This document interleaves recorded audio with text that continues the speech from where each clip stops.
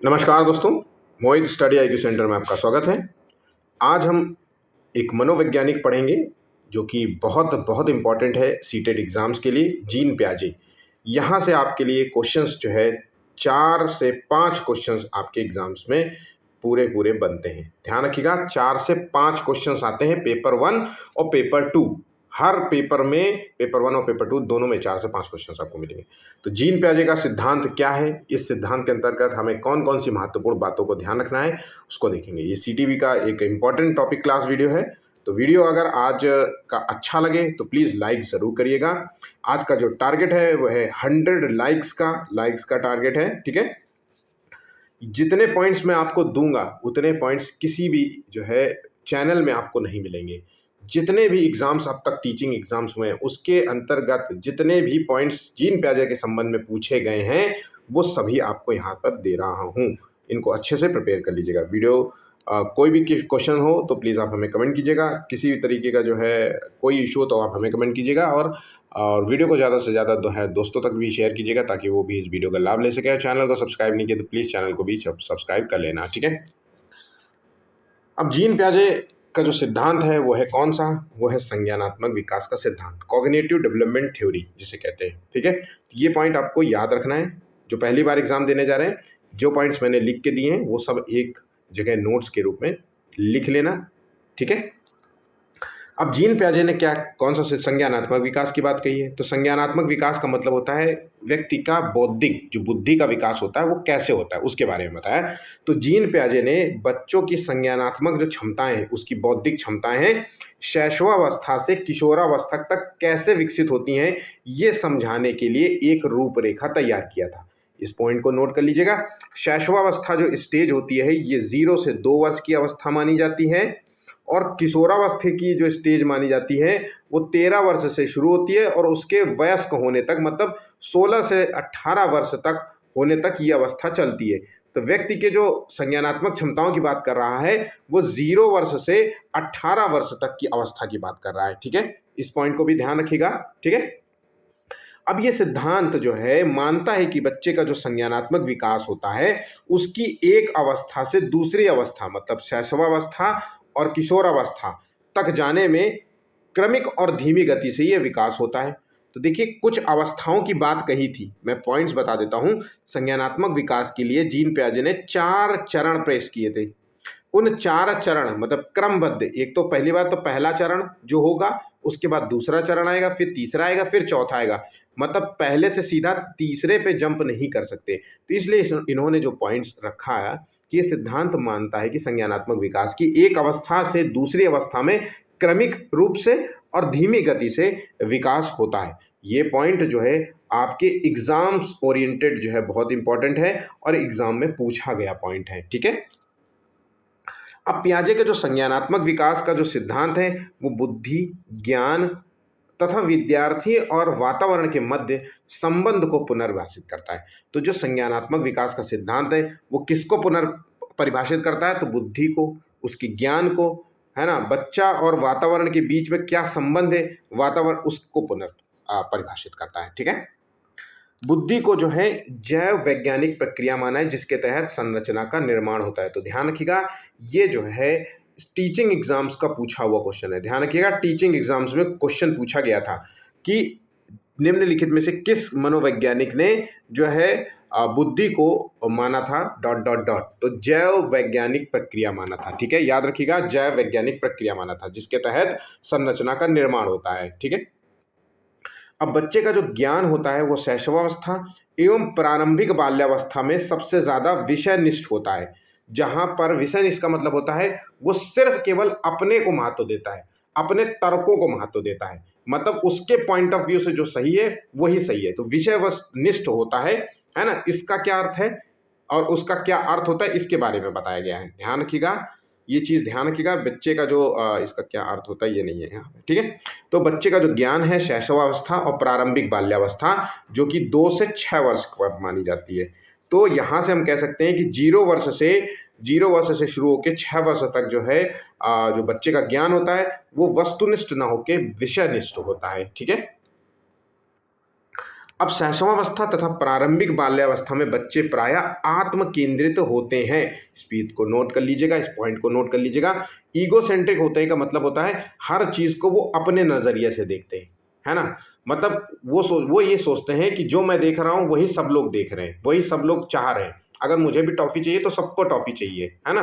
तो बच्चा जैसे अपनी आंखें बंद कर लेता है तो सोचता है कि अब कोई उसे नहीं देख सकता, ठीक है। तो ईगोसेंट्रिज्म का ये उदाहरण है।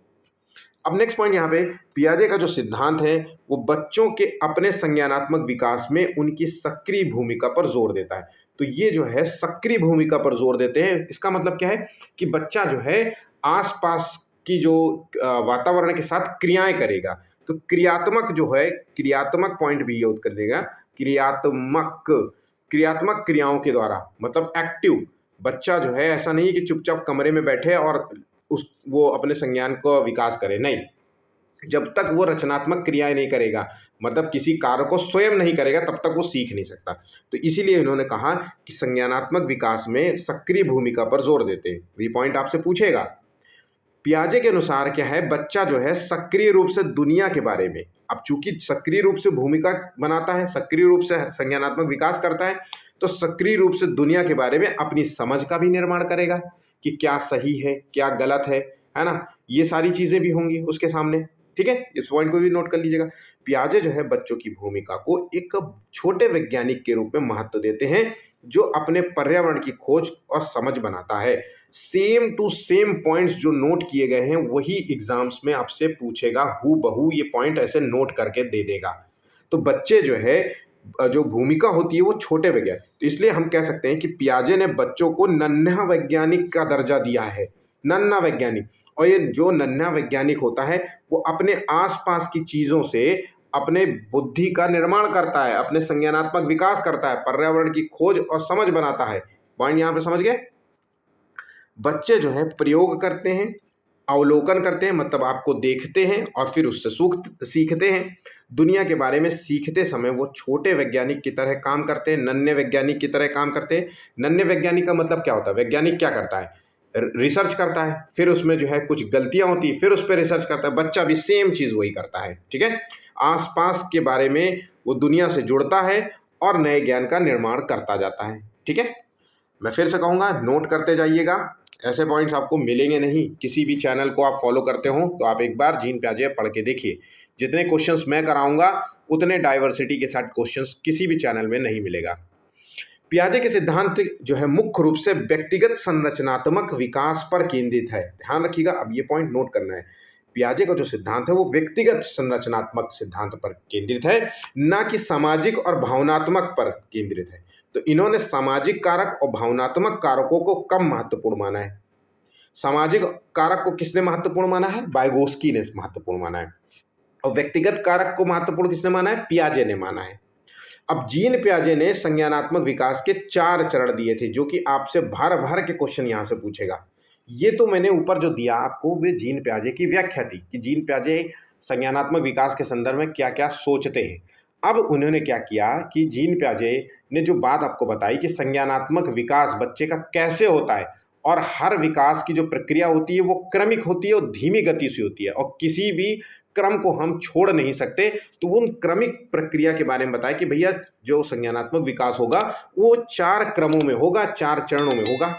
4 चरण कौन से, संवेदी प्रेरक अवस्था जिसे कहते हैं सेंसोरी मोटर स्टेज, पूर्व संक्रियात्मक अवस्था प्री ऑपरेशनल स्टेज, मूर्त संक्रियात्मक अवस्था कॉन्क्रीट ऑपरेशनल स्टेज, अमूर्त संक्रियात्मक अवस्था फॉर्मल ऑपरेशनल स्टेज।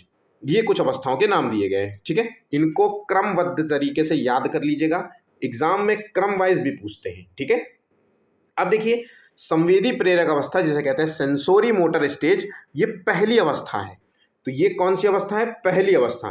तो ये अवस्था शुरू कब से होती है, 0 से 2 वर्ष तक होती है। तो व्यक्ति के जन्म से ही इस अवस्था का विकास शुरू हो जाता है और 2 वर्ष तक यह अवस्था चलती है। इस अवस्था में बच्चों की जो शुरुआती कौशल होता है उसका विकास होता है। इस अवस्था में बच्चा अपनी इंद्रियों के माध्यम से, अपनी क्रियाओं के माध्यम से दुनिया के बारे में सीखता है। पॉइंट नोट कर लीजिएगा, बहुत बहुत इंपॉर्टेंट है। इंद्रियों के माध्यम से सीखता है मतलब चीजों को महसूस करेगा, स्पर्श करेगा, टंग जीभ का चूसता है ना चीजें, है ना, उसका इस्तेमाल करेगा। अंगूठा चूसना, दूध पीना, इस तरीके से हर चीज़ को मुंह में भर लेता है वो, क्योंकि वो समझना चाहता है कि है क्या, क्योंकि उसके लिए वही इंद्रियां हैं, सीखने का जो है द्वार है। बात यहाँ समझ गए। तो बच्चा वस्तुओं को छू करके, मुंह में डाल करके, उनको पकड़ के, हिला करके इनके बारे में जानने की कोशिश करता है। पॉइंट नोट कर लेना, एग्जाम में आपसे पूछता है। इस अवस्था में वस्तु स्थायित्व के गुण आ जाते हैं। अब ये पॉइंट मोस्ट इंपॉर्टेंट है, ये पॉइंट बहुत बहुत बहुत बार पूछा गया है। तो वस्तु स्थायित्व के गुणों के बारे में बताया किस अवस्था में, संवेदी। इसमें क्या होता है, बच्चे के संदर्भ में अगर बात करें कि वो वस्तु पहले जहां पर थी वो वस्तु बाद में भी वहीं पर मिलेगी, उसका मतलब उसके लिए लगता है कि ये वस्तु का जो स्थायित्व है वो यहीं पे ही है। ठीक है, बात यहाँ समझ गए। तो हर बार वो चीज़ों को वहीं ढूंढता है जहां पर उसने पहली बार वो चीज़ें देखी थी। ठीक है, अब यहाँ पे नेक्स्ट पॉइंट आता है कि पूर्व संक्रियात्मक अवस्था क्या होता है। तो प्री जो है ऑपरेशनल स्टेज कहते हैं। अब ये प्री ऑपरेशनल जो स्टेज होती है, ये अवस्था जो है 2 से 7 वर्ष तक होती है। अब ये शुरू होती है 2 से वर्ष से शुरू होती है और 7 वर्ष तक इस अवस्था चलती रहती है। अब इस अवस्था में क्या होता है, सबसे ज्यादा बच्चे का लैंग्वेज डेवलपमेंट होता है। तो भाषा विकास किस अवस्था में होता है, पूर्व संक्रियात्मक अवस्था में सबसे तेजी से होता है। इस अवस्था में बच्चों की जो सोच होती है वो प्रतीकात्मक सोच होती है, वो चीजों को प्रतीकों के माध्यम से जो है सीखता है। ठीक है, तो प्रतीकों के माध्यम से सीखता है कि जैसे क्या है कि ये कौन सा ये क्या है, ट्रायंगल है, ये क्या है, ये स्क्वायर है ना, ये क्या है ना, रेक्टेंगल है ना, ये क्या है, सर्कल है। प्रतीकों में मतलब इसमें उसको गुणों से कोई मतलब नहीं है, गुणों से कोई लेना देना नहीं है कि इसके अंदर क्या छुपा हुआ है। इसमें 3 जो है रेखाएं होती हैं, हर रेखा जो है कितने कितने एंगल का होता है, ये 90 डिग्री का होता है, इस तरीके से कोई मतलब नहीं होता है। ठीक है, तो प्रतीकात्मक सोच का बच्चा होता है इस अवस्था में। इस अवस्था में बच्चा जो है जीववाद से प्रेरित होता है, मतलब हर चीज को वो सजीव मानता है, मतलब निर्जीव वस्तुओं को जीवन देना जैसा मानता है। हर चीज में उसको जीवन लगता है। किताब में भी जीवन है। अगर आप देखा होगा, अक्सर आपने बच्चे को जब चोट लग जाती है तो हम लोग जो है कुर्सी मेज को डांटने लगते हैं, धमकाने लगते हैं, ढप क्यों तुमने मेरे बच्चे को मारा, पक ऐसे हाथ मार देते हैं। तो ये जीववाद, उसको लगता है कि अच्छा इसको डांट पड़ गई है, अब मुझे तसल्ली मिल गई, अब अच्छा है, अब मैं नहीं रोऊंगा, ऐसा होता है ना। तो जो एनिमिज्म है कि अवधारणा किस जो है स्टेज में रहती है, तो आपको पूर्व संक्रियात्मक अवस्था का नाम देना है। ठीक है, इस अवस्था में बच्चा जो है ईगोसेंट्रिक जो है, मतलब अपने दृष्टिकोण को ही सही मानता है। तो किस अवस्था में अपने दृष्टिकोण पर ज्यादा जोर देता है, तो वो पूर्व संक्रियात्मक अवस्था में है। उसको लगता है कि मुझे टॉफी चाहिए तो सबको टॉफी चाहिए, मुझे ये चाहिए तो चाहिए, है ना, मैं नहीं सुनूंगा। मुझे पापा जैसे ऑफिस जा रहे हैं तो जाने से पहले मुझे गाड़ी में घुमाओ, है ना, गोद में लो, टॉफी दिला के जाओ। ये मतलब उसकी जो दृष्टिकोण है उसका वो ईगो वो सेंटर में है, अहम केंद्रित है। संरक्षण की समझ बच्चे में नहीं होती है। संरक्षण का मतलब होता है कंजर्वेशन। इसका मतलब होता है कि इस गिलास में जो पानी है, इस लंबे से गिलास में जो पानी है, इस चौड़े से गिलास में पानी बराबर है, इसकी उसको समझ नहीं होती। उसको लगता है कि इस लंबे गिलास में पानी ज्यादा था और इस जो है छोटे गिलास में, चौड़े गिलास में पानी कम है, इसलिए बच्चा रोने लगता है। और रोने लगता है, क्यों लगता है, क्योंकि वो अहम केंद्रित वाला भाव में होता है, क्योंकि भाई उसको यही वाला गिलास चाहिए था, ये तो तुमने उसको दे दिया, ऐसे रोने लगता है ना। तो संरक्षण की समझ उसके अंदर नहीं आती है। मतलब गिलास का आकार बदलने से मात्रा बदल गई है मान लेना, कभी ये मान लेगा या नहीं मानेगा, दोनों बातें एक ही है। ऐसा नहीं है कि ये सोचो कि अरे सर इसमें तो मान नहीं रहा है, नहीं मान रहा है, दोनों उसको ये धारणा, अगर उसको एक जगह केंद्रित रहेगा, मतलब उसको अगर ये बात का एहसास है कि गिलास में ज्यादा पानी है, तो उसको लगेगा कि ये वाला गिलास सही है। और हो सकता है दूसरा वाला बच्चा उसी अवस्था में है, लेकिन उसको दूसरा वाले को वो मान के चल रहा है कि इस चौड़े वाले में ज्यादा पानी है, उस वाले में, लंबे वाले में नहीं है। बात यहां समझ गए। इसके बाद अगला पॉइंट यहां पे आता है पूर्व संक्रियात्मक अवस्था में कि वर्गीकरण और क्रमबद्धता। बच्चा चीजों को बहुत सारे भागों में तोड़ नहीं पाता, वर्गीकरण नहीं कर पाता। क्रमबद्धता के बारे में भी अभी उसको नहीं पता है कि 9 के बाद क्या आता है, 8 आता है, फिर जो है 7 आता है। तो क्रमबद्ध चीजों को अभी वो नहीं लगा पाता, बड़े से छोटा, छोटे से बड़ा, इस तरीके से अभी अवधारणा में बहुत कमी होती है। तो संरक्षण, वर्गीकरण और क्रमबद्धता, ये 3 पॉइंट आप नोट कर लीजिए। ये जुड़ा हुआ है जीववाद और अहम केंद्रित होता है। ये सारे पॉइंट्स जुड़े हुए किससे, पूर्व संक्रियात्मक अवस्था से जुड़ा हुआ है। ठीक है।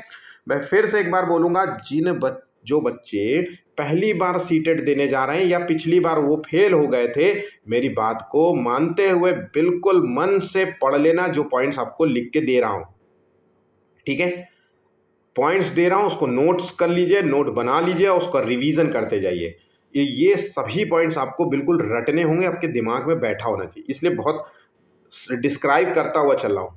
चाहूं तो मैं बिल्कुल पॉइंट टू पॉइंट पढ़ करके खत्म कर दूं, बल्कि ऐसा नहीं कर रहा। ठीक है, तो ध्यान से पढ़िए, मेरी बातों को सुनिए, बहुत इंपॉर्टेंट है सब बातें। ठीक, अब आ जाते हैं कन्वेंशनल लेवल, अब आ जाते हैं माफ करना, मूर्त संक्रियात्मक अवस्था, कॉन्क्रीट स्टेज, ऑपरेशनल स्टेज, इसे कहते हैं कॉन्क्रीट ऑपरेशनल स्टेज। कॉन्क्रीट का मतलब होता है मूर्त अवस्था। तो ये अवस्था जो होती है 7 से 11 वर्ष की अवस्था होती है। इस अवस्था में बच्चा मूर्त चीजों से सीखता है, ठोस वस्तुओं और घटनाओं के बीच में तार्किक रूप से सोचने की क्षमता का विकास होता है। तो किस अवस्था में बच्चा मूर्त वस्तुओं से सीखता है, घटनाओं से सीखता है ना, तार्किक रूप से सीखता है, तो वो मूर्त संक्रियात्मक अवस्था में है। कंजर्वेशन, रिवर्सिबिलिटी और क्लासिफिकेशन, वर्गीकरण, क्रमबद्धता और संरक्षण, इनकी समझ जो कि पूर्व संक्रियात्मक अवस्था में इन जो है तीनों की समझ नहीं थी बच्चे में, अब ये समझ इसके अंदर आ गई है। किस अवस्था में? मूर्त संक्रियात्मक अवस्था में। अगर उम्र देखो तो यार इस उम्र में बच्चा जो है क्लास 1 में हो जाता है। अब क्लास 1 का बच्चा ये सब चीजें नहीं समझेगा, सोच के देखिए तो बिल्कुल समझेगा। जैसे बराबर पानी दो अलग अलग जो है आकार के गिलास में डालने से मात्रा उसको पता है कि नहीं, दोनों में मात्रा समान है, दोनों आकार में। तो यहाँ पे पॉइंट्स ध्यान रखिएगा, ये बहुत ही इंपॉर्टेंट है कि मतलब जब वह किसी वस्तु की आकृति, आकार, रूप बदलता है तो उसकी मात्रा, आयतन, द्रव्यमान समान रहता है या उसमें भी बदलाव होता है। इस कॉन्सेप्ट को बच्चा समझ लेता है। ठीक है, बच्चा जो है जानवरों को स्तनधारी, सरीसृप आदि श्रेणियों में बांट सकता है और उम्र के अनुसार क्रम बना सकता है। बच्चा दूसरों के दृष्टिकोण को समझने लगता है। ध्यान रखिएगा, जहां पे पूर्व संक्रियात्मक अवस्था में ईगोसेंट्रिक था, यहाँ पे बच्चा ईगोसेंट्रिक नहीं होता है। यहाँ पे बच्चा दूसरों के दृष्टिकोण को भी मान्यता देता है। तुम्हारे दृष्टिकोण क्या है उसको भी मान लेता है कि हाँ ठीक है, कोई बात नहीं। ठीक है, अब आ जाते हैं अमूर्त संक्रियात्मक अवस्था। तो अमूर्त संक्रियात्मक अवस्था क्या होती है? तो ये अवस्था जो है 11 वर्ष से शुरू होती है ना, और व्यक्ति के आयु शुरू होती है और वयस्क तक चलती है, मतलब 16 से 18 वर्ष तक ये अवस्था मूलतः चलती है। इस अवस्था में बच्चा जो है अमूर्त रूप से सोचने लगता है, काल्पनिक रूप से तर्क करने की क्षमता विकसित होती है। तो ध्यान रखिएगा, अमूर्त रूप से सोचने लगता है, वैज्ञानिक रूप से सोचने लगता है, मन में सोचता है चीजों को, मन ही मन में सोचने लगता है। इस अवस्था में बच्चा आलोचनात्मक चिंतन करने लगता है, आलोचनात्मक जो है चिंतन पेश करने लगता है। ठीक है, इस अवस्था में जो है प्रतीकात्मक कौशल अपने शीर्ष पर होता है, चीजों को प्रतीकों के माध्यम से समझने लगता है। बच्चा जो है ऑब्स्ट्रैक्ट और काल्पनिक जो है हाइपोथेटिकल क्वेश्चंस होते हैं, इस सोच का व्यक्ति हो जाता है। ठीक है, समस्या समाधान, तार्किक सोच की क्षमता बढ़ती है, गणितीय जो है क्षमताएं बढ़ जाती है। गणितीय क्षमता का विकास कहाँ पर होता है? तो वहां यही इसी अवस्था में मानी जाती है। वो समस्या जो है निर्माण के विभिन्न तरीकों की खोज कर सकता है, मतलब कोई अगर समस्या उसको दोगे तो वो उसके बहुत सारे तरीके बता देगा। तो यहाँ पे हम कह सकते हैं कि बच्चा जो है अपसारी सोच का हो गया है, अपसारी चिंतन करने लगा है, इसके क्या तार्किक परिणाम होंगे, इस सब चीजों को वो समझ पाता है। ये अवस्था में बच्चा जो है अपने मानकों के प्रति आलोचनात्मक दृष्टिकोण रखता है। ये पॉइंट बहुत इंपॉर्टेंट है, नोट कर लेना। ये आपसे पूछेगा कि किस अवस्था में बच्चा जो है मानकों के प्रति आलोचनात्मक दृष्टिकोण पैदा करता है, तो वो आपको बताना है कि अमूर्त संक्रियात्मक अवस्था, जो कि चौथी स्टेज है। ठीक है, इस अवस्था में बच्चे जो है वस्तुओं, तथ्यों सामान्यीकरण करने का प्रयास करते हैं। तो किस अवस्था में बच्चे वस्तुओं, तथ्यों और सामान्यीकरण करने का पहला प्रयास करते हैं? तो वो इसी अवस्था में करते हैं। ठीक है, इस अवस्था में बच्चा जो है वैज्ञानिक दृष्टिकोण पैदा करता है, इसलिए वैज्ञानिक तर्क का हो जाता है। जैसे अगर उससे पूछा जाए गुरुत्वाकर्षण ना होता तो क्या होता, अगर धरती में पानी ना होता तो क्या होता, धरती सूरज ना होती तो क्या होती, है ना, अगर लाइट चली जाए तो क्या होगा, ठीक है, अगर गाड़ियां ना होती तो हम ट्रैवल कैसे करते। तो इस तरीके का जो है वैज्ञानिक तर्क देगा। तो यहाँ पे इस अवस्था में आते ही जब बच्चा आ जाता है तो उसे न्याय और नैतिक की समझ भी आ जाती है।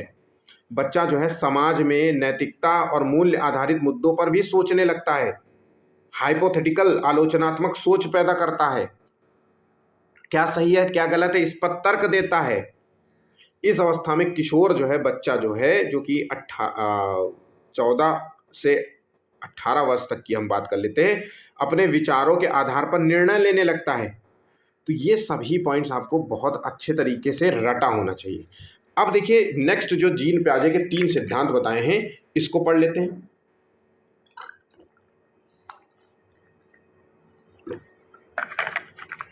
माफ कीजिएगा, बहुत गर्मी है। अब देखिए पियाजे के जो 3 सिद्धांत है वो कौन से, बहुत इंपॉर्टेंट है, नोट कर लेना। भाषा और विचार का सिद्धांत। तो देखिए भाषा और विचार के संदर्भ में जो सिद्धांत है वो language and thought of child नामक जो इनकी बुक थी, उसमें, ये बुक्स के नेम है, ये नीचे जो बुक्स दी गई हैं, है ना, ये सभी बुक्स हैं, ठीक है। तो ये जो language and thought of child की जो बुक है, इस पर इन्होंने भाषा और विचार के बारे में बताया है जीन पियाजे ने। तो इन्होंने भाषा को कम महत्वपूर्ण माना है, जबकि ज़्यादा महत्वपूर्ण माना है विचारों को। इन्होंने कहा कि विचार व्यक्ति में पहले डेवलप होते हैं और विचारों से ही व्यक्ति की भाषा का विकास होता है। और जस्ट इसके उलट वाइगोस्की भाषा को सबसे ज्यादा महत्वपूर्ण मानते हैं। बात यहां पे दोनों पॉइंट्स आपको नोट करना है, ठीक है। नैतिक विकास का सिद्धांत, तो नैतिक विकास के बारे में मैंने आपको पहले ही बताया था कि नैतिक विकास का सिद्धांत जब आता है तो आप लोगों को याद आता होगा कोहलबर्ग। कौन आता है? कोहलबर्ग। तो कोहलबर्ग के अलावा पियाजे भी ऐसे वैज्ञानिक थे जिन्होंने नैतिकता के संबंध में अपने पॉइंट्स दिए थे कि भाई नैतिकता का जब बच्चा इस उम्र में होगा तो वो नैतिक सोच का भी हो जाएगा, क्योंकि वो तर्क करने लगा है, अमूर्त चीजें कर सोचने लगा है, सही और गलत की पहचान भी उसको हो जाती है क्योंकि उसकी वैज्ञानिक दृष्टिकोण है। तो the moral judgement of the child में ये जो है नैतिक विकास के सिद्धांत की पियाजे ने चर्चा की है। आपसे ये क्वेश्चन पूछ भी सकता है, ठीक है। संज्ञानात्मक विकास का सिद्धांत, तो the psychology of the child के बारे में जो है बताया है, तो ये संज्ञानात्मक विकास के सिद्धांत के बारे में है, ठीक है। तो ये पॉइंट्स आपको नोट कर लेना है, एग्जाम्स की दृष्टि से बहुत ही इंपॉर्टेंट भी है। यूपी टेट वाले तो 101% इसको रट लेना, ठीक है। और सी टेट वाले पॉइंट्स के रूप में आपसे क्वेश्चन पूछेगा कि 1, 2, है ना, और 3, इन तीनों में से कौन सा सही है, तो आपसे 1 पॉइंट ये भी डाल सकता है, ठीक है। अब जो है पियाजे के सिद्धांत की मुख्य विशेषता है। अगर आपने ऊपर का पॉइंट सुन लिया है तो आप जो है ये विशेषताओं के बारे में समझ पाएंगे। ये एक क्विक रिवीजन है, ग्लैंस है, एक नज़र डालने की बात है केवल। तो सीखने में बच्चे की सक्रिय भूमिका पर जोर देता है, ये इनके सिद्धांत की सबसे महत्वपूर्ण विशेषता है। पर्यावरण के साथ खोजबीन क्रियाओं के द्वारा सीखता है।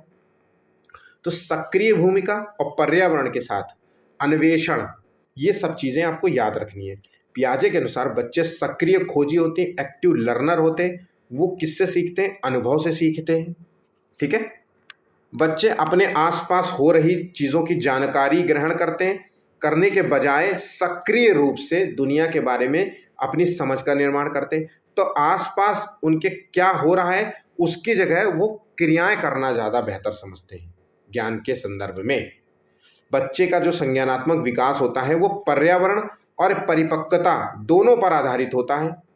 पियाजे ने संज्ञानात्मक विकास में सामाजिक संपर्क और साथियों के सहयोग को भी महत्वपूर्ण माना है। ऐसा नहीं है कि आप सामाजिक संपर्क और साथियों को महत्वपूर्ण, इन्होंने बिल्कुल नहीं माना है, ऐसा नहीं कह सकते, लेकिन इन्होंने बहुत कम इसको महत्वपूर्ण माना है, कम महत्वपूर्ण माना है। ध्यान रखिएगा, इस पॉइंट को नोट कर लीजिएगा अपने दिमाग में कि जब क्वेश्चन किस तरीके का पूछा जा रहा है वहां पे वैसा ही आंसर आपको देना है, ठीक है। विकास जो है क्रमिक होता है, यानी सभी बच्चा जो है एक निश्चित क्रम से गुजरता है। पियाजे ने जो है संज्ञानात्मक विकास में खेल को भी महत्वपूर्ण माना है, ठीक है। बच्चे जो है अलग अलग गति से विकसित होते हैं, इसलिए पियाजे ने व्यक्तिगत शिक्षा पर जोर दी है। पियाजे ने बच्चे के संज्ञानात्मक विकास में अवलोकन और मूल्यांकन को भी महत्वपूर्ण माना है, ठीक है। अब आ जाते हैं कुछ जो है पियाजे के द्वारा जो थ्योरी है, कुछ शब्द हैं जिसको इन्होंने डिफाइन किया था। तो एक शब्द है स्कीमा।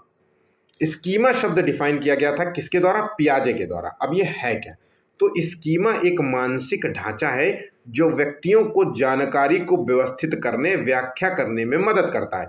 जैसे जैसे बच्चे बड़े होते हैं और सीखते हैं, जटिल समझ जो है विकसित करते जाते हैं, उनकी और मतलब सोच बेहतर होती जाती है। तो अगर मैं बहुत सरल भाषा में स्कीमा का मूल अर्थ बताऊं तो स्कीमा क्या होता है? जो मौजूदा जो जानकारी है, मौजूदा जानकारी, जो भी आपके दिमाग में जो मौजूदा जानकारी है, ठीक है, उसी को स्कीमा कहते हैं, उसी को स्कीमा कहते हैं। और अगर हम इस मौजूदा जानकारी में कोई बदलाव करें तो मतलब है स्कीमा में बदलाव करना। तो याद रखिएगा, मौजूदा जानकारी, जो भी इंफॉर्मेशन आपके दिमाग में भरी पड़ी है, वो सभी स्कीमा कहलाती है। बात यहां समझ गए? अब जो है स्कीमा में परिवर्तन किया जाता है। जो भी आपकी जानकारी है, अब उसमें या तो तुम्हें वो जानकारी तुमने गलत भर रखी है तो उसमें संशोधन करोगे, या तो वो जानकारी कम है। जैसे आपने मान लीजिए जीन प्याजे आपको पता है, लेकिन मेरे पढ़ाते हुए पॉइंट्स में आपको कुछ ऐसे पॉइंट्स मिले जो आपको नहीं पता थे, तो आपने उन नई जानकारियों को अपने मौजूदा जानकारी में, मौजूदा स्कीमा में उसको शामिल कर लिया। तो जब आपने शामिल कर लिया तो हम इसे कहेंगे आत्मसातीकरण। तो मौजूदा स्कीमा में नई वस्तुओं और अनुभवों को शामिल करना या जोड़ना की प्रक्रिया को हम आत्मसातीकरण कहते हैं या आत्मसात करना कहते हैं। इसे कहेंगे एसिमिलेशन। मतलब जब बच्चा कोई नई जानकारी ग्रहण करता है तो पहले से मौजूद जानकारी में उसे भी शामिल कर लेता है।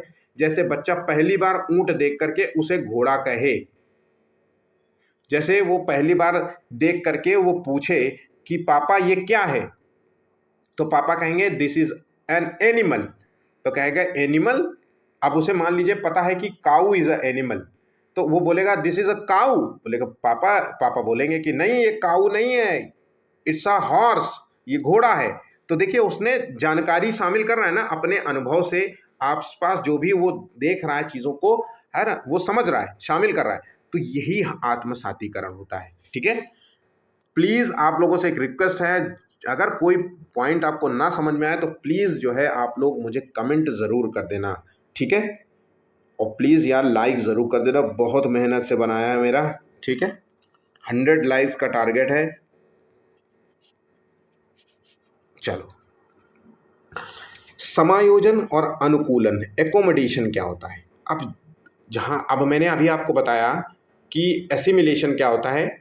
अब यही चीज हमने जो जानकारी थी हमारे पास, अगर उस जानकारी में कोई नई जानकारी हमने शामिल किया और पुरानी जानकारी से उसको संशोधित कर दिया, ठीक है, या फिर हम कह सकते हैं बदलाव ला दिया, बदलाव चेंज कर दिया, ठीक है, तो वो कहलाती है एकोमोडेशन।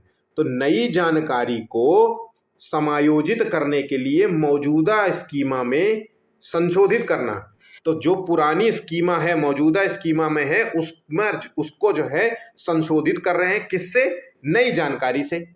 जैसे एक बच्चे को पता चला कि सभी पक्षी उड़ सकते हैं। भाई एक बच्चे को पता चला कि सभी पक्षी उड़ सकते हैं, लेकिन फिर एक दिन एक ने बताया कि भैया सारे पक्षी उड़ नहीं सकते, पेंगुइन उड़ नहीं सकता। तो वो दूसरे टीचर की तरफ देखेगा, फिर ऐसे ही तो होता है ना। मैं एक नॉर्मल जो है बात कन्वर्सेशन में कर रहा हूँ, मैं आप लोगों से बातचीत के तरीके से। तो फिर वो दूसरे की तरफ देखता है, फिर वो कहता है हाँ ऐसा होता है, मेरे पापा ने बताया था कि पेंगुइन उड़ नहीं सकता, ऑस्ट्रिच भी उड़ नहीं सकता। तो देखिए वो यहाँ पे चीज़ों को संशोधित करता जा रहा है। जानकारी उसको मिल रही है, अब उसने जानकारी अपने अंदर जोड़ा भी, और पुरानी जानकारी में संशोधन क्या कर रहा है कि अब वो ये मानना छोड़ देगा कि सारे पक्षी उड़ नहीं सकते, कुछ ऐसे पक्षी हैं जो उड़ नहीं सकते। ठीक है, तो ये जो जानकारी होती है रीजनिंग एबिलिटी तरीके से समझ लीजिए, पुराने ज्ञान को बदलना और नया ज्ञान अपनाना। बच्चा समझता है कि घोड़ा और ऊंट दो अलग अलग जानवर हैं। ठीक है, ये सब संशोधन ही तो हुआ। चलिए, अब संतुलन क्या होता है कि ये असिमिलेशन और एकोमोडेशन के बीच संतुलन बनाता है। मतलब नई परिस्थितियों को समझ सके, मतलब किस जानकारी को एकोमोडेशन में डालना है और किस जानकारी को एसिमिलेशन में डालना है, इसके बीच का संतुलन की बात हो रही है। ठीक है, तो इंफॉर्मेशन को कहाँ डालना है, ये जो है संतुलन की अवस्था कहलाती है। ये बच्चा यह संतुलन बना लेता है कि कहाँ पुराने ज्ञान का उपयोग करना है और कहाँ नया ज्ञान का उपयोग करना है। अब देखिए यहां पे जाकर के आपकी जीन प्याजे की थ्योरी कंप्लीट हो गई। अब आप कोई किताब उठा लीजिए, कोई किताब पढ़ लीजिए, कुछ पढ़ने की जरूरत नहीं अगर आपने यहां तक देख लिया है। अब हम लोग करते हैं क्वेश्चन सॉल्व। अब क्वेश्चन सॉल्व करेंगे तो एक एक चीजों को जान पाएंगे और हर एक चीज बिल्कुल रट जाएगी। तकरीबन 40 से ज्यादा क्वेश्चंस हैं, हर एक क्वेश्चन आपके लिए इंपॉर्टेंट है। मैंने आपसे वादा किया था कि इस टॉपिक को मैं बिल्कुल रटा दूंगा, मतलब 5 नंबर आपके 100% जो है, अगर 5 क्वेश्चन आए तो 5 नंबर आपका बिल्कुल पक्का। ठीक, बच्चे दुनिया के बारे में अपनी समझ का निर्माण करते हैं, तो ये किसने कहा था, तो ये जीन पियाजे ने कहा था। ठीक है, बच्चों में जो है बौद्धिक विकास जो है उसकी 4 क्रमिक अवस्थाओं के बारे में बात कही थी, 4 विशिष्ट अवस्थाओं की पहचान की गई थी। तो ये किसकी अवस्थाओं की बात हो रही है, तो पियाजे की 4 अवस्थाएं। पियाजे की 4 अवस्था कौन सी है, संवेदी गामक अवस्था, संवेदी पूर्व संक्रियात्मक अवस्था, मूर्त संक्रियात्मक अवस्था और अमूर्त संक्रियात्मक अवस्था। ठीक है, पियाजे के संज्ञानात्मक विकास के चरणों का सही क्रम क्या है, तो संज्ञानात्मक विकास के चरणों का सही क्रम अभी मैंने आपको बताया, संवेदी गामक अवस्था, पूर्व संक्रियात्मक अवस्था और मूर्त संक्रियात्मक अवस्था और फिर औपचारिक या अमूर्त संक्रियात्मक अवस्था। तो यहाँ पे पूर्व, संवेदी, पूर्व, मूर्त, ऑप्शन सी यहाँ पे सही जवाब होगा। ठीक है, इनके वर्ष जरूर याद रखना कि संवेदी गामक अवस्था 0 से 2 वर्ष की अवस्था मानी जाती है, 2 से 7 वर्ष अवस्था मानी जाती है, 7 से जो है 11 वर्ष की अवस्था मानी जाती है और 11 से प्लस से 16 से 18 तक की अवस्था ये मानी जाती है। ठीक है, पियाजे के अनुसार विकास की पहली अवस्था के दौरान बच्चा सबसे बेहतर तरीके से सीखता है। तो पहली अवस्था जिसे कहते हैं संवेदी गामक अवस्था, इस अवस्था में बच्चा चीजों को स्पर्श करके सीखता है, महसूस करके सीखता है, जीभ द्वारा सीखता है ना। तो यहाँ पे जो है निष्क्रिय रूप से, तो निष्क्रिय की तो व्याख्या ही नहीं की। अमूर्त तरीके से चिंतन करता है, नहीं। भाषा के नए अर्जित ज्ञान का उपयोग करता है, नहीं। इंद्रियों का प्रयोग करता है, ऑप्शन डी। 0 से 2 वर्ष की अवस्था रट लीजिएगा, रटते हुए चलिए। बिल्कुल, वस्तु स्थायित्व के गुणों के बारे में मैंने क्या बताया था, किस अवस्था में वस्तु स्थायित्व के गुणों को प्रदर्शित करता है बच्चा, तो संवेदी गामक अवस्था में, ऑप्शन यहाँ ए होगा। जीन पियाजे के संज्ञानात्मक विकास का सिद्धांत क्या बताता है, तो जीन पियाजे का जो संज्ञानात्मक विकास का सिद्धांत है वो अवधारणाओं को जटिल से सरल के क्रम में सिखाया जाना चाहिए, ये बताता है।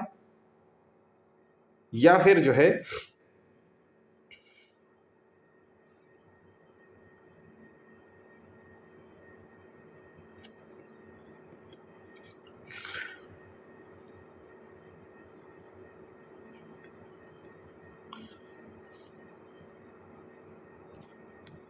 सही उत्तर इसका ए है, लेकिन यहां जटिल से नहीं सरल से जटिल की ओर क्रम की बात कर रहा है। ठीक है, ऑप्शन यहां पे ए होगा, ध्यान रखिएगा।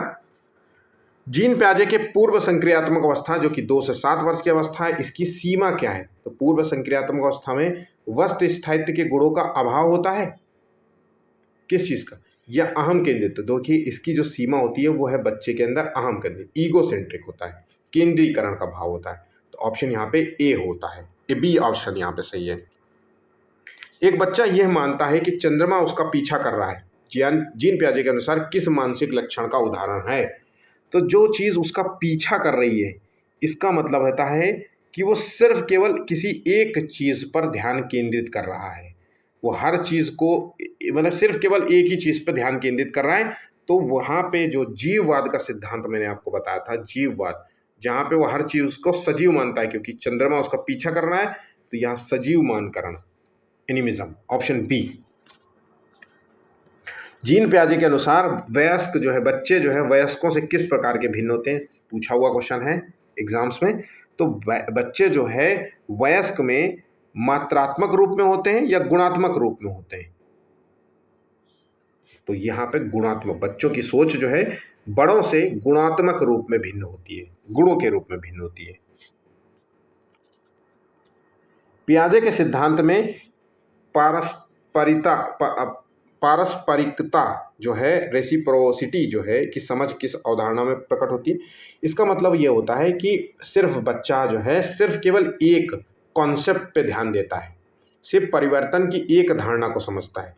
तो यहाँ पे ये अवस्था मूर्त संक्रियात्मक अवस्था से जुड़ी हुई है। संरक्षण के प्रयोग को समझने में एक पूर्व संक्रियात्मक बच्चे की असमर्थता, मतलब पूर्व संक्रियात्मक अवस्था में बच्चा संरक्षण की अवधारणा को नहीं समझ सकता, तो वो किस अवस्था में समझ पाएगा? तो वो समझ पाएगा मूर्त संक्रियात्मक अवस्था में होता है, क्योंकि इस अवस्था में, जो पूर्व संक्रियात्मक अवस्था में बच्चा अहम केंद्रित होता है, इसको केंद्रीकरण और उत्क्रमणीयता का अभाव होता है, परिवर्तनों को मानसिक रूप से उलट नहीं सकता, रिवर्सिबिलिटी वाला कॉन्सेप्ट। तो यहां पे आंसर हो गया ऑप्शन डी। नेक्स्ट, पियाजे के अनुसार जब एक बच्चा नई वस्तु या घटना को मौजूदा स्कीमा में समायोजित कर लेता है, अब देखिए समायोजित कर लेता है मतलब शामिल कर लेता है, तो शामिल कर लेने, जोड़ने को हमने कहां पे बताया था? हमने आपको आत्मसात एसिमिलेशन में बताया था, ऑप्शन सी। पियाजे के सिद्धांत की एक मुख्य आलोचना यह है कि उन्होंने विकास की अवस्थाओं का वर्णन नहीं किया, बल्कि इन्होंने तो विकास की अवस्थाओं का वर्णन किया, सामाजिक और सांस्कृतिक कारकों के प्रभाव को कम आंका है। ठीक है, तो ऑप्शन यहां पे बी इसका सही जवाब हो जाएगा।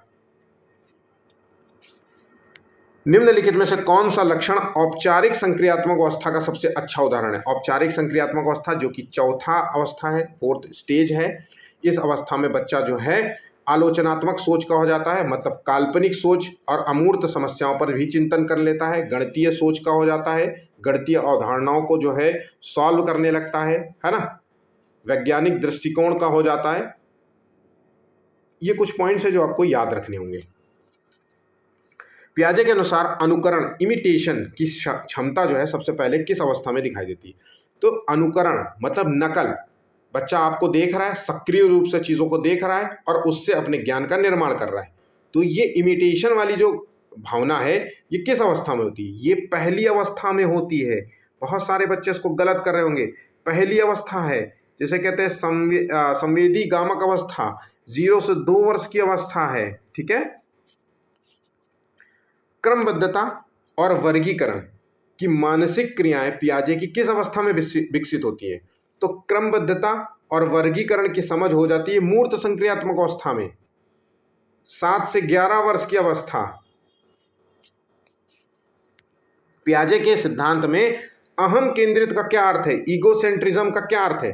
तो अहम केंद्रित का मतलब होता है वो दूसरों के दृष्टिकोण को मान्यता नहीं देता है, वो सिर्फ अपने दृष्टिकोण को मानता है। तो दूसरों की भावनाओं को अनदेखी करना या फिर दूसरों के दृष्टिकोण को समझने में असमर्थता। तो ऑप्शन यहाँ पे डी होगा। और ये किस स्टेज की बात हो रही है? तो पूर्व संक्रियात्मक अवस्था की बात हो रही है। दूसरे नंबर, दूसरा स्टेज है। आदर्शवाद और काल्पनिक दर्शक की अवधारणाएं पियाजे की किस अवस्था से जुड़ी हुई है? तो देखिए, आइडियलिज्म और इमेजिनरी जो है ऑडियंस की अवधारणाएं पियाजे की किस अवस्था से जुड़ी हुई है? तो 18 का जो है ये जुड़ी हुई है औपचारिक संक्रियात्मक अवस्था से। इस अवस्था में बच्चा जो है बहुत ज्यादा वैज्ञानिक होता है, इसका दृष्टिकोण वैज्ञानिक होता है, तर्कों से अपने जो है क्वेश्चंस को सॉल्व करता है। ठीक है, अमूर्त रूप से चीजों को सॉल्व करता है। यहाँ पे बच्चा नैतिक दृष्टिकोण का हो चुका होता है, नैतिक जो है सही और गलत पहचान हो जाती है। तो इसलिए हम कहते हैं कि यहाँ पे बच्चा आदर्शवादी दृष्टिकोण का भी देखने को मिलता है और काल्पनिक जो ऑडियंस होती है, काल्पनिक जो दर्शक होते हैं, उन चीजों को भी समझ लेता है। ठीक है, जैसे सुपरमैन, स्पाइडरमैन, इन सब के कॉन्सेप्ट को भी समझता है कि नहीं ये तो इमेजिनरी है, ये इस तरीके कुछ नहीं होता है ना। धर्म के बारे में अच्छी सोच बना लेता है, समझ जाता है कि कौन कितना बेवकूफ़ बना रहा है ना। आज के समय में अगर आप धर्म के बारे में देखें तो वही अशिक्षित लोग सबसे ज़्यादा जुड़े हैं, जिनकी सोच आज तक अमूर्त रूप से जुड़ नहीं पाई है ना। जो फूका हुआ पानी पीते हैं, है ना, इस तरीके के जो पर्ची लिखवाते हैं जैसे, तो ये ऐसा नहीं होना चाहिए। ठीक है, पियाजे के अनुसार विकास की प्रक्रिया मुख्य रूप से किस पर निर्भर करती है? तो पियाजे के अनुसार विकास की जो प्रक्रिया है वो किस पर? तो परिपक्वता और सक्रिय अनुभव की अंतःक्रिया पर निर्भर करती। केवल केवल और केवल, तुरंत काट दीजिए। जब एक बच्चा पहली बार ये समझता है कि गेंद को दबाने पर वो चपटी हो सकती है लेकिन फिर वो गोलाकार हो सकती है, तो वो उसको किस समझ को दर्शा रहा है? तो देखिए यहाँ पे 20वें का सही आंसर क्या होगा? उत्क्रमणीयता। मतलब दबाने पर चपटी हो गई और फिर से वो जो है थोड़ी देर बाद गोलाकार हो गई, तो वो रिवर्सिबिलिटी के कॉन्सेप्ट को समझ पा रहा है। ठीक है। पियाजे के सिद्धांत में समतुलन इक्विलिब्रेशन की प्रक्रिया क्या कहलाती है? तो आत्मसातकरण और समावेशन के बीच में संतुलन बनाने की प्रक्रिया। ठीक है। ये आत्मसातकरण, समावेशन, जिसे ये जैसे शब्द है, इसको अच्छे से याद कर लेना। ठीक है। 101% ये क्वेश्चन आपसे पूछेगा। पियाजे के अनुसार मूर्त संक्रियात्मक अवस्था में एक बच्चा निम्नलिखित में से क्या करने में सक्षम हो जाता है? तो मूर्त अवस्था में बच्चा क्या करता है? केवल भौतिक वस्तुओं के साथ तार्किक संक्रियाएं करता है। ऑप्शन यहाँ पे बी इसका सही जवाब हो जाएगा। नैतिक सिद्धांतों को समझना, अमूर्त रूप से तर्क करना, ये जो है अमूर्त संक्रियात्मक अवस्था का लक्षण है। भाषा का प्रयोग शुरू कर देता है, तो ये भाषा जो है आमतौर पे पूर्व संक्रियात्मक अवस्था का लक्षण है, जहां पे भाषा का विकास बहुत तेजी से होता है। और भाषा का प्रयोग तो संवेदी व्यापक अवस्था में ही करने लगता है। जैसे जो शब्द होते हैं आ बा ता ब ऐसा करता है ना बच्चा, इस तरीके के शब्दों की पुनरावृत्ति करता है। जीन पियाजे के अनुसार निम्नलिखित में से कौन सी क्षमताएं पूर्व संक्रियात्मक अवस्था की विशेषता है? अब देखिए पूर्व संक्रियात्मक अवस्था में क्या विशेषता थी, देखिए सोच के देखिए एक बार।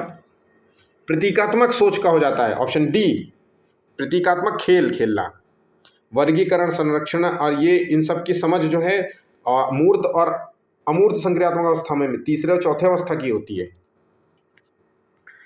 पियाजे के अनुसार विकास को प्रभावित करने में निम्नलिखित में से कारकों में से कौन महत्वपूर्ण भूमिका निभाता है? तो भौतिक दुनिया के साथ अनुभव, ऑप्शन सी। राहुल हमेशा से जानता है कि उड़ने वाली चीज इज इक्वल टू चिड़िया होती है। एक दिन पहली बार उसने हवाई जहाज देखा और उसने देख कर कहा, ये देखो बहुत बड़ी चिड़िया जा रही है। तो सिद्धांत के पियाजे के जो सिद्धांत के अनुसार राहुल की इस सोच में कौन सा संज्ञानात्मक प्रक्रिया दिखाई दे रही है? तो देखिए अभी यहाँ पे क्या समझ रहा है, उड़ने वाली चीज चिड़िया है, अब उसने नई जानकारी उसमें जोड़ दी है, तो इसे कहते हैं एसिमिलेशन। ठीक है। जीन पियाजे और लेव वाइगोस्की जैसे संरचनावादी अधिगम को किस रूप में देखते हैं? तो सक्रिय विनियोजन से अर्थ निर्माण की प्रक्रिया को देते हैं। निष्क्रिय की तो बात ही नहीं करना, बिल्कुल भी ध्यान रखना। ठीक है। सक्रिय क्रियाओं के द्वारा अर्थ निर्माण, ज्ञान के निर्माण की बात हो रही है। अर्थ का मतलब होता है ज्ञान निर्माण, बौद्धिक विकास की बात हो रही है।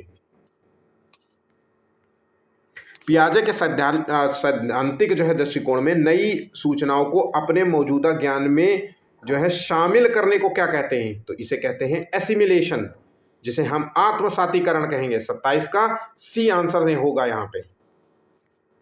किस अवस्था में बच्चा अनुपातिक तर्क, प्रोपोर्शनल रीजनिंग और प्रोबेबिलिटी की अवधारणाओं को समझने लगता है? तो यहाँ पे ऑप्शन सी होगा, औपचारिक संक्रियात्मक अवस्था, चौथे नंबर पर, आखिरी स्टेज पे आ जाता है बच्चा, वैज्ञानिक दृष्टिकोण का हो जाता है। ठीक है। गणितीय अवधारणाओं को अच्छे से समझने लगता है, कॉन्सेप्ट उसके अंदर क्या है, ये बात याद रखिएगा। ठीक है। जीन पियाजे के संज्ञानात्मक विकास के सिद्धांत के बारे में निम्नलिखित में से कौन सा कथन सही है? तो यहाँ पे देखिए चरणों का क्रम जो है सांस्कृतिक संदर्भ के अनुसार भिन्न हो सकता है, या फिर उसका तर्क है कि चरणों के माध्यम से विकास के बजाय जो है संज्ञानात्मक विकास निरंतर होता है।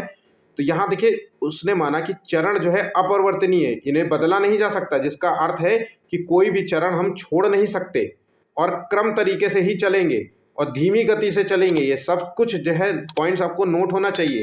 ठीक है। 2 गिलास में समान मात्रा में जल है, 2 गिलास में। अनु सोचती है कि लंबे वाले गिलास में कम है और चौड़े वाले गिलास में ज्यादा है पानी, जल या कोल्ड ड्रिंक कुछ भी ले लो। तो अनु की सोच का आधार क्या है? तो 30वें का आंसर है केंद्रीयता, ऑप्शन सी।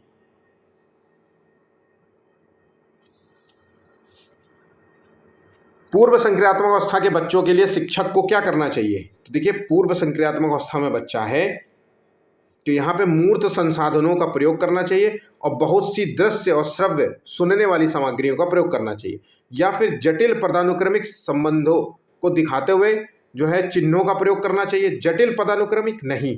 अमूर्त समस्याओं पर काम करने के लिए कहना चाहिए नहीं। परिकल्पनात्मक सोच वाली समस्याओं को नहीं, ये तो अमूर्त से जुड़ी। आंसर हो गया ऑप्शन ए। किस अवस्था में प्रतीकात्मक जो है बच्चा खेल खेलने लगता है और संज्ञानात्मक विकास का समर्थन करता है? तो किस अवस्था में प्रतीकों के माध्यम से चीजों को सीखता है? तो प्रारंभिक जो बाल्यावस्था होती है उसका नाम देना है। 2 से 6 वर्ष की अवस्था होती है। आमतौर पे कौन सी अवस्था है? पूर्व संक्रियात्मक अवस्था। ठीक है,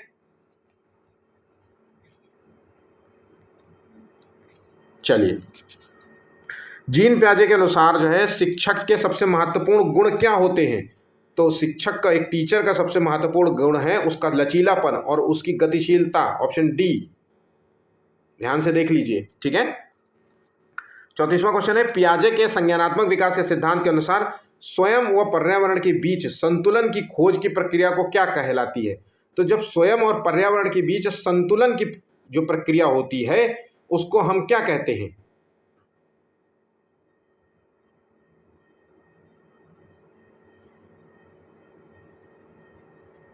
साम्यायीकरण कहते हैं। ठीक है, इक्विलिब्रियम जिसे कहते हैं, संतुलन की अवस्था कहते हैं। ये संतुलन तो पहले ही लिखा हुआ है इसलिए दूसरा नाम में है साम्यायीकरण। हिंदी बहुत कभी कभी ऐसे शब्द होते हैं कि जीभ नहीं घूम पाती। ठीक है, चलिए। बच्चे किस चरण में प्रस्तावक तर्क के कथनों को हल कर पाते हैं? जैसे अगर सभी मनुष्य मछली हैं तो कुछ मछली बुद्धिमान भी होंगी, तब ये क्या सभी मनुष्य बुद्धिमान होंगे? तो इस तरीके का अगर कुछ क्वेश्चंस आ रहे हैं आपका तो ये मतलब है कि रीजनिंग एबिलिटी से जुड़ा हुआ है। तो भैया रीजनिंग गणितीय जो है गुणों को प्रदर्शित किस अवस्था में कर रहा था? अमूर्त अवस्था में कर रहा था। तो यहां पे आंसर हो गया ऑप्शन डी। जीन प्याजे के संज्ञानात्मक विकास के अनुसार बच्चे संरक्षण किस अवस्था में कर पाते हैं? तो ये मूर्त अवस्था में कर पाते हैं। संरक्षण की समझ मतलब वस्तु का आकार, रूप और उनकी मात्रा बदलने से उसका आयतन, द्रव्यमान और मात्रा समान रहती है, ये पॉइंट। ठीक है, मूर्त संक्रियात्मक अवस्था। जब कोई छोटी बच्ची ऊंट को पहली बार देखती है तो उसे ऊंट ऊंची पीठ वाला घोड़ा कहती है। पियाजे के सिद्धांत में ये किसका उदाहरण है? समावेशन का। ठीक है, तो देखिए टोटल क्वेश्चंस यहां पे आपके हो जाते हैं खत्म। इन सभी क्वेश्चंस को अच्छे से तैयार कर लेना। मैंने बहुत अच्छे तरीके से इस कॉन्सेप्ट को समझाया है। अच्छे से तैयार करिए, नोट्स बनाइए, रिवीजन करिए। ठीक है, 5 क्वेश्चंस आपके हर हाल में सही हो जाएंगे। ठीक है, वीडियो अच्छा लगा हो तो प्लीज़ लाइक शेयर कर लीजिएगा। 100 लाइक्स का टारगेट है। सब्सक्राइब कर लीजिएगा, चैनल को सब्सक्राइब नहीं किया है तो। धन्यवाद।